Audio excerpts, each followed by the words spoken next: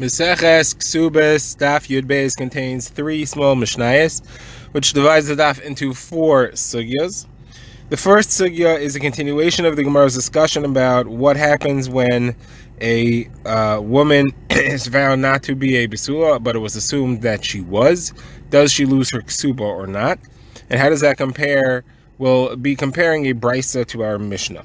The next, which begins with a mishnah, is the sugya of the Minigan Yehuda, where they put a kala and chassan together in yichud before the wedding. How does that affect the ksuba? And were there different places within Yehuda that had different minhagim? Third sugya will be if a daughter of a Kohen gets more of a ksuba than a daughter of a Yisrael, whether she is an almana or a bsula. And the fourth sugya will be if there is an argument between the chassan and the kala as to whether she deserves a ksuba or not. If she's sure and he's not, so we call a bari v'shema. What is the status of a bar v'shema against a chazaka? Can you use a bar v'shema claim to take money away from someone who is holding it? So let's begin. The Gemara quotes a brisa, which seems very similar to our past mishnah.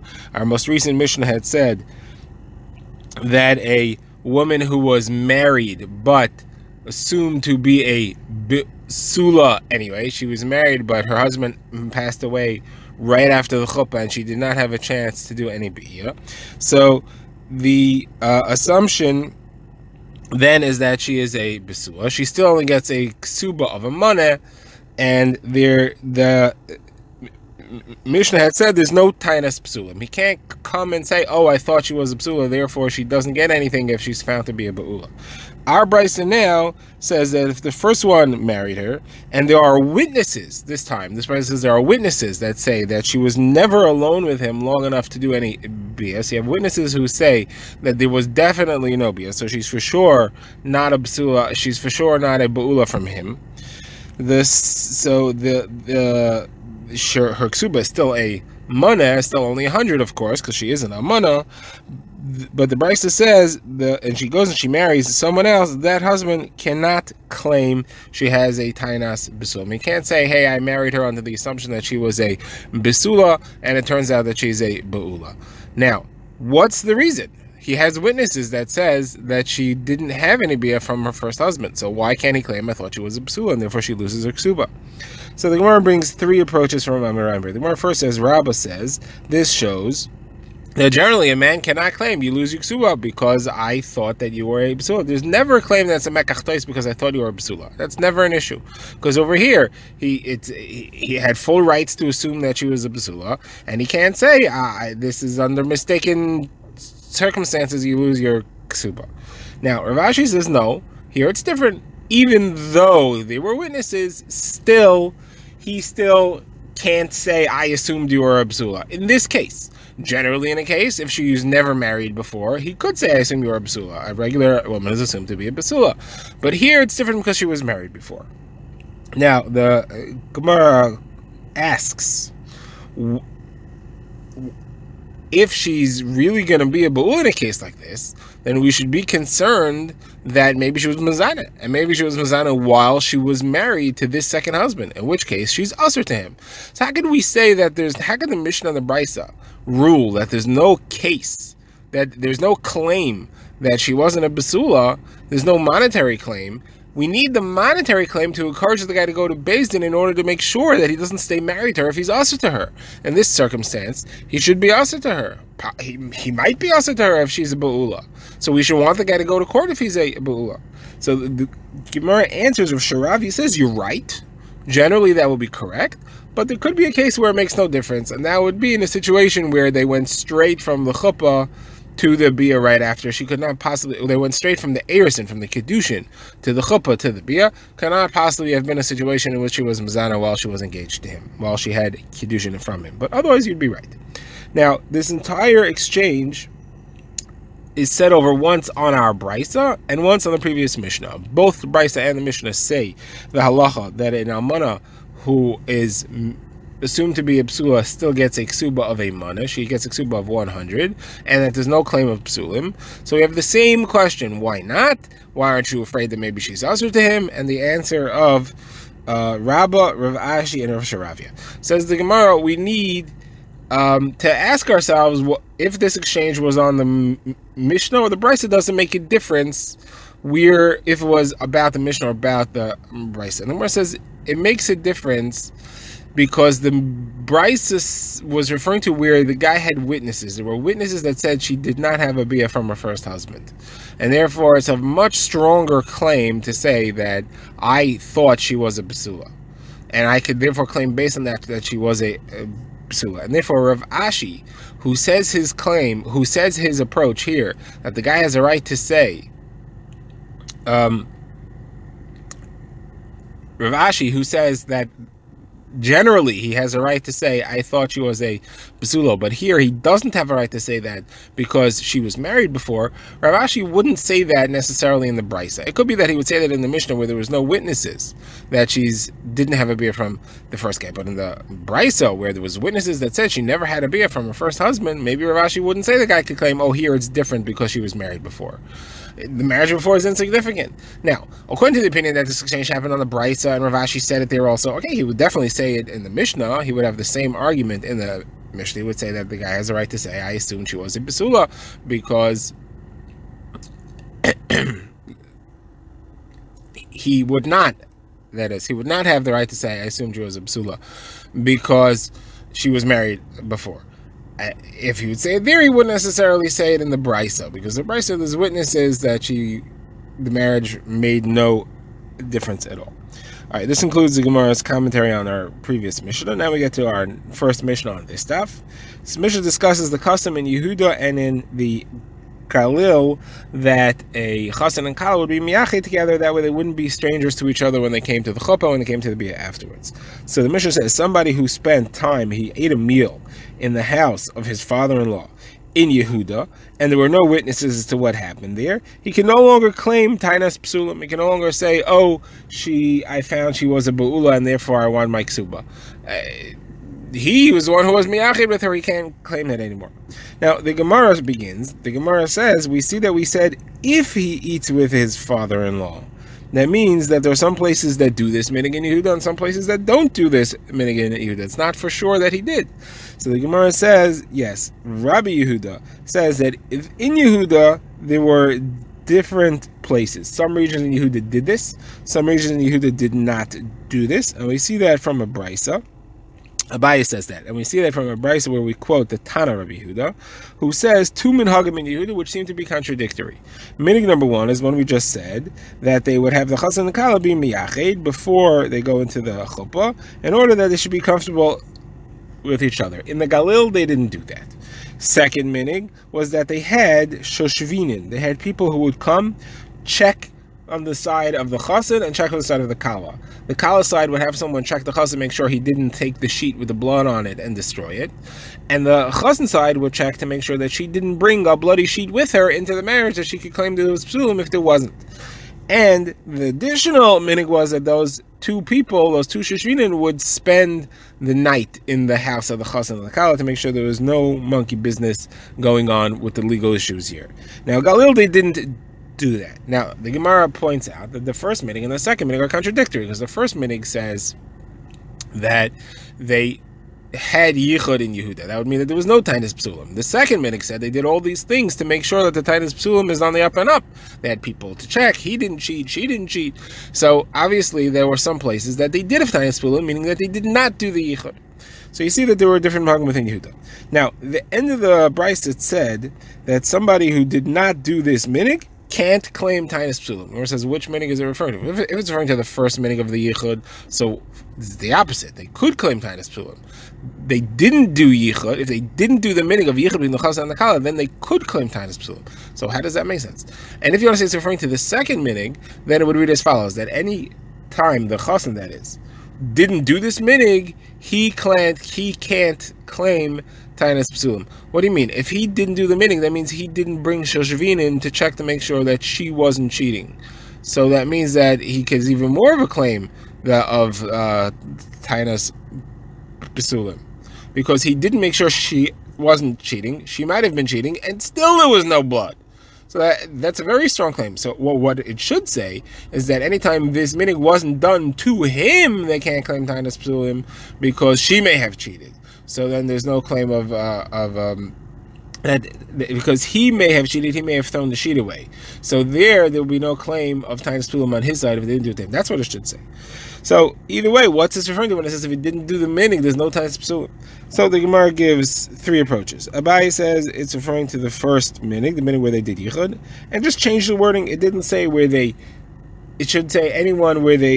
It should not say anyone who did not do this minig can't claim Tainus Psulim. It should say any place where they did do this minig can't claim Tainus Psulim. Rava doesn't like that. Rava says it doesn't say any place where they did the minig. It says any place where they did not do the minig. So Rava says we're talking about the Galil minig. Any place in the Galil where they didn't keep the Galil minig, they can't claim Tainus Psulim, because if by not keeping the Galil minig, that means that they said that they let them do Yichud like they do in Yehuda. Okay, so then there's no Tainus Psulim anymore. Now, Rav Ashi says it's referring to the end. You just have to change it from anytime he didn't keep the minig to anytime they didn't keep the minig on him. And then what it means to say is anytime they didn't check him to make sure he didn't cheat, he can't come with a Tainus Psulim because he may have actually cheated. All right, now we go further to our next Mishnah. This Mishnah discusses the halacha of a bas kohen. So the Mishnah says as follows: there's no difference between an almana who's a bas kohen or a bas yisrael. She gets a ksuba of 100 zuz. However, as far as the psula who's a bas kohen, there was a time when the kohanim used to collect 400 zuz.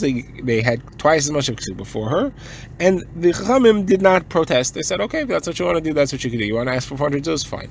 And the reason for this is that the kohanim were considered to be more chashuv, and people wanted to marry a bas kohen, and therefore they raised the price. Now, the Gemara quotes a brisa that says that a almana who's a bas kohen got a ksuba of 200 zuz. The Gemara says it doesn't fit with our Mishnah. Our Mishnah clearly says the opposite. Our Mishnah says even an almana who's a bas kohen only gets 100 zuz. So the Gemara answers that there were changes in the beginning when they raised the price for a psula to 400 zuz. They left an almana at 100 zuz, and people began making fun of the almana, even though she's a bas kohen, she still has nothing. It was very much a zilzul. It was very much denigrating to the almana that even though she's a bas kohen, all she gets is 100 zuz.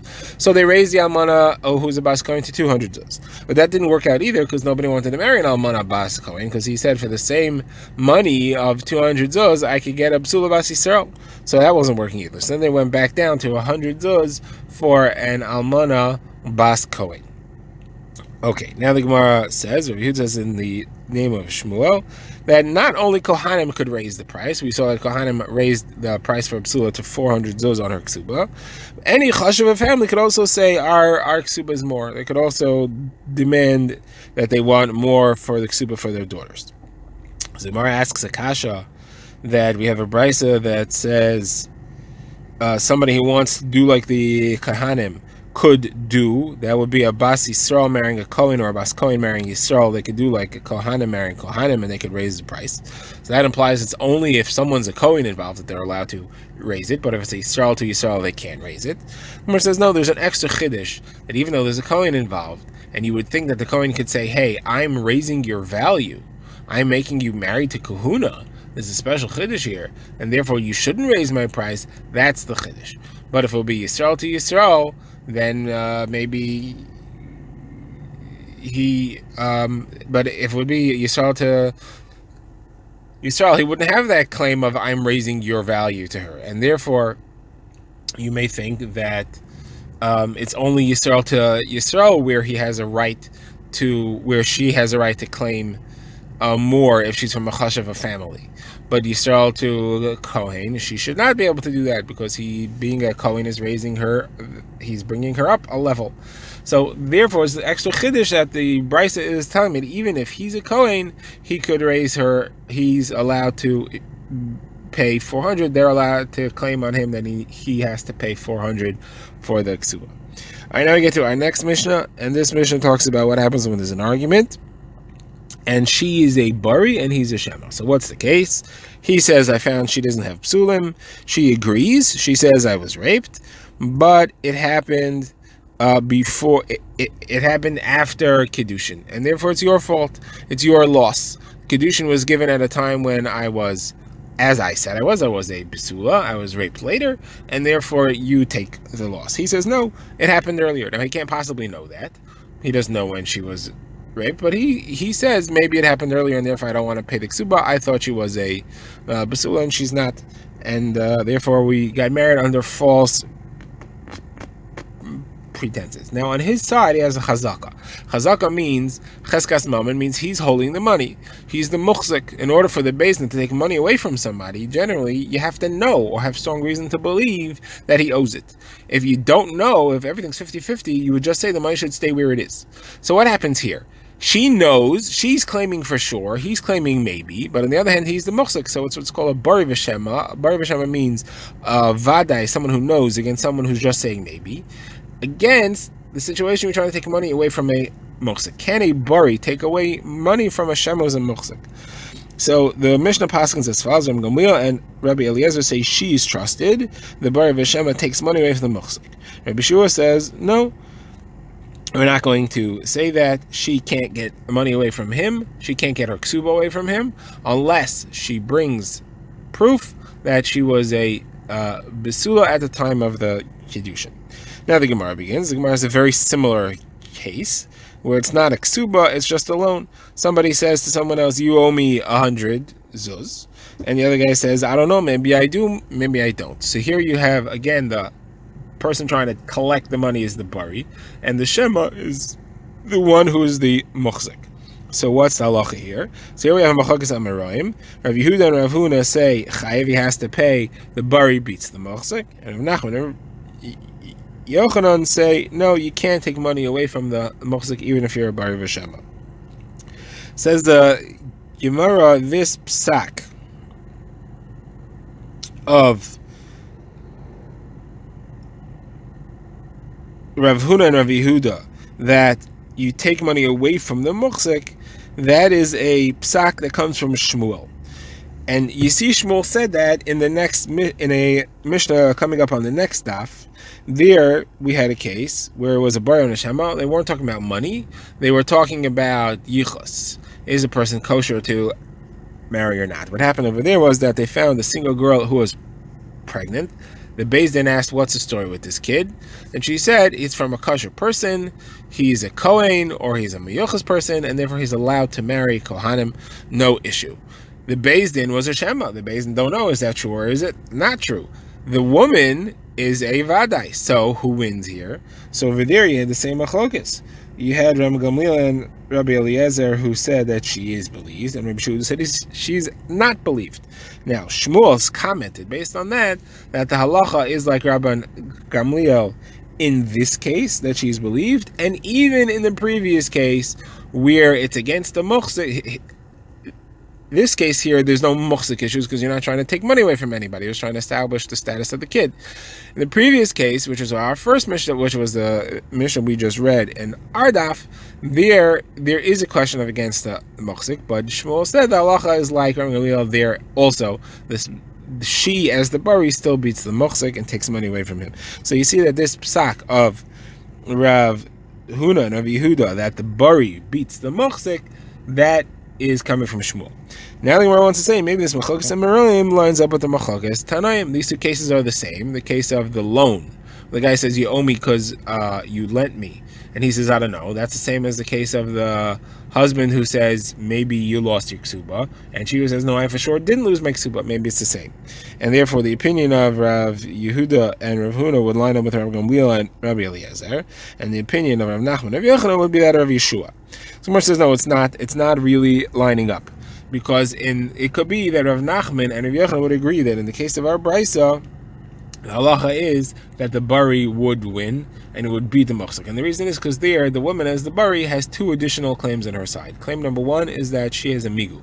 She could have said a better claim. And migu means that she must be telling the truth, because if she was lying, she would have said something that helps her case more. What she gave said, instead of saying that she had a bia, she had a bia, she was raped, but it was after kiddushin, she could have said that she's a mukazaitz, that she lost her psulim through an accident, and therefore she's still qualified for her ksuba, and then there'd be no argument about it. The fact that she didn't say that lends strength to the fact that she's telling the truth. The other thing is that she had a cheskas psula. She was born, she was a psula. Cheskas psula says that you assume that the status of psula stayed as long as possible, and therefore she must have still been a psula at the time of the marriage, and she must have lost her psulim later. Because of those two things, Rav Nachman would agree that she wins in that case, and she gets to take the ksuba from her husband. Now, says the Gemara, this has to be correct. It has to be that Rav Nachman does fit with Rabban Gamliel, and the reason is because the halacha is both like Rav Nachman and like Rabban Gamliel. How do you know that? So Rav Nachman, we have a general rule in monetary issues, halacha is always like him, and Rav Yehuda said in the name of Shmuel, the halacha in this case is like Rabban Gamliel. So Rav Nachman can't be arguing with Rabban Gamliel then if the halacha is like both of them. And therefore, even though Rav Nachman in the case of loan would say that the bari does not beat the Shema, the bari does not beat the machzak, here he would have to say the bari does beat it either because of the cheskas psulim or because of the migu.